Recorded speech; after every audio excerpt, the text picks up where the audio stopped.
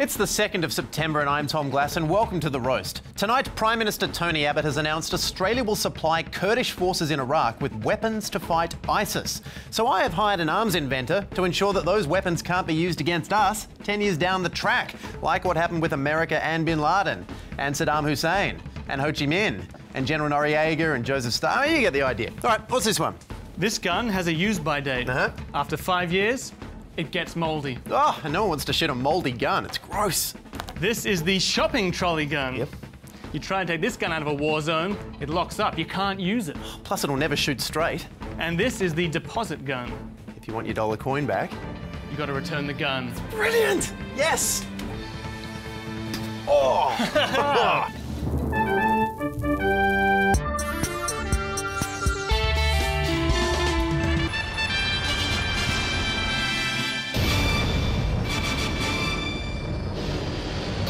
And this will work in different currencies? Yeah. That's hang on. But what if I use one of these guns to just get other guns and then shoot you with those unrestricted guns? It probably won't happen. I'm just saying. Tonight, we take a look at Australia's decision to supply guns to fight ISIS. But first, here is Mark Humphries with the headlines. What about a roast gun? One that goes away after 10 minutes? Yeah. Yeah? Yes. Yes! The federal government will provide roughly $20 million in financial incentives for Pirates of the Caribbean 5 to film in Australia. It's part of the government's new Work for the Doubloon scheme.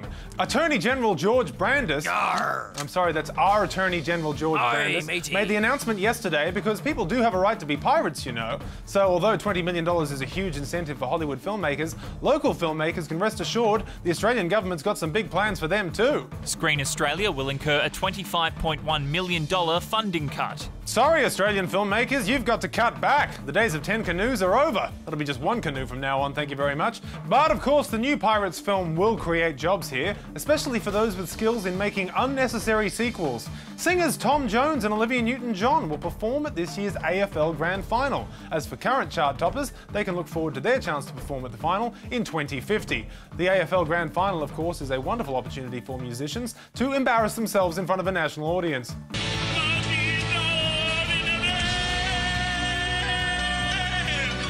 And speaking of Joneses with beautiful voices, Sydney radio shock jock Alan Jones has been cast in Opera Australia's musical Anything Goes. Jones is a good choice for the show, which first opened in 1934, as that was the year many of his listeners turned 21. In the show, Jones will play the captain of the SS American, and he'll make a good captain, unless of course Julia Gillard's on board. And quite frankly, they should shove her and Bob Brown in a chaff bag and take them as far out to sea as they can, and tell them to swim home. Heaven knows anything goes. It's not the first time Jones has taken on a musical role. 2 years ago, he played Franklin Roosevelt in Annie, and he went down a treat. Just ask the Brisbane Times. Alan Jones as FDR is red and jowly and incapable of maintaining an American accent. The less said, the better. A triumph. And finally, a man in the Japanese city of Chiba has been dressing up as Batman in what journalists are calling a slow news day. The man also dresses up as a Star Wars stormtrooper to get people to laugh. Not laughing, this couple. For The Roast, I'm Mark Humphries. Yeah, but I mean, they never laugh because they've got a really hard life. You try farming moisture on a planet with 2 suns. And speaking of things with too many sequels, the war in Iraq. Yesterday, Prime Minister Tony Abbott announced new plans to help stop ISIS, the terrorist group so extreme it makes Al-Qaeda look like your favourite nana, by delivering weapons to Kurdish forces in northern Iraq. It's all part of the government's humanitarian program, Machine Guns Sans Frontières. And given that these are weapons sourced from Eastern Europe, it's reassuring to know that no Australian guns will be put in harm's way. The PM's announcement yesterday was supported by Labor, but prompted a fierce response from the Greens. Greens leader Christine Milne tried to force a debate on the deployment of Australian troops, but the move was rejected by the government and opposition as a political stunt. Yes, a debate about whether a nation goes to war, that 2,500-year-old political stunt called democracy. Honestly, I am so sick of these shallow political antics. And for more, I am joined by Alex Lee. Alex, is Christine Milne correct? Is this the kind of decision that needed to be made in Parliament? Tom, Australia should be doing everything it can to stop ISIS. ISIS is so roundly despised, even traditional enemies like Iran in the US, or Russia in the US, or Syria and the US all agree about hating ISIS. Debate over. OK, thank you, Alex. Next up tonight... Sorry, debate over? Really? Obama hadn't even finished putting his right leg into his tan-coloured war suit when Tony Abbott clung to his leg saying, "Please, take me, take me." Let's exercise some independent thinking here. That's something you like to do, isn't it, Tom? Yes, I do, Jazz. And I also agree with the sensationalist media. That tan suit was definitely too summary. Look, there has been independent thinking here, Tom.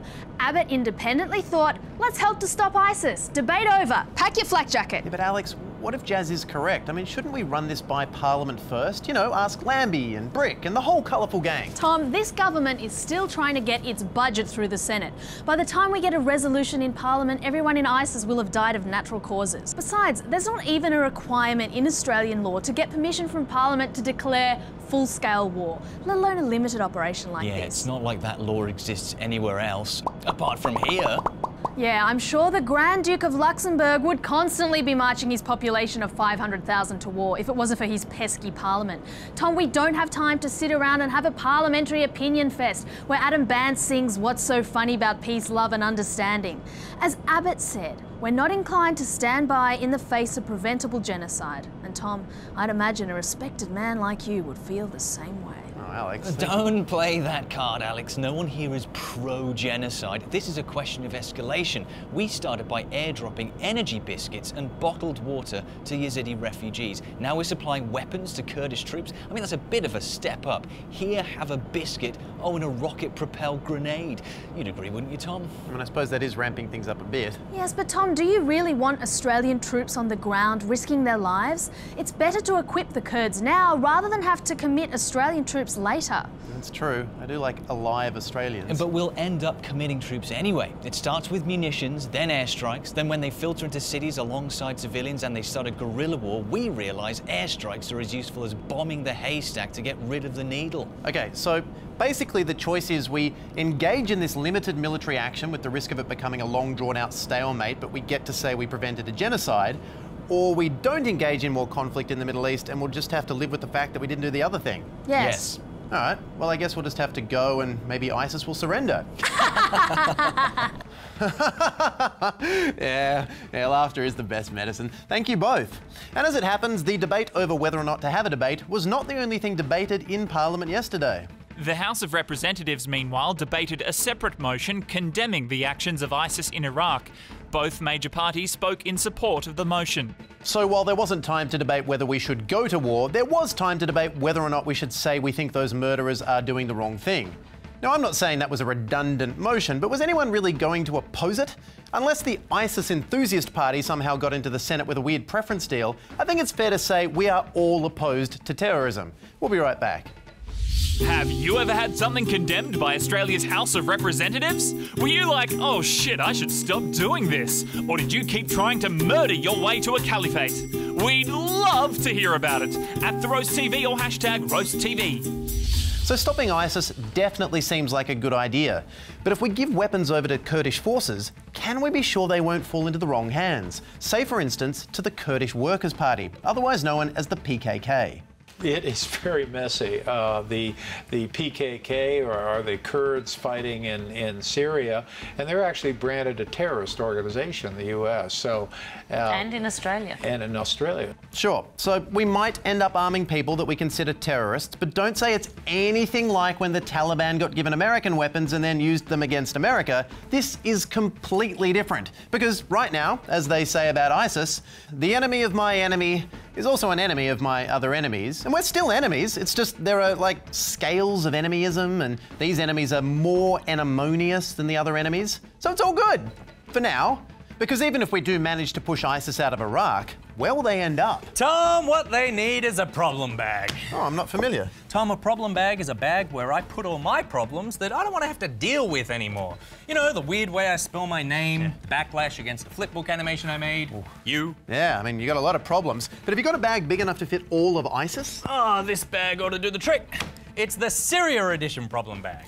ISIS crossed over to Iraq from Syria, so that's where we'll push them back to. Iraq problem solved. Well, that only solves the problem of Iraq. It doesn't help Syria. Well, Iraq is our responsibility because we it up last time. So we need to push this ISIS mess back into Syria because it's already a mess there. Just not a mess we made. Just a mess we ignored. I think your problem bag's about to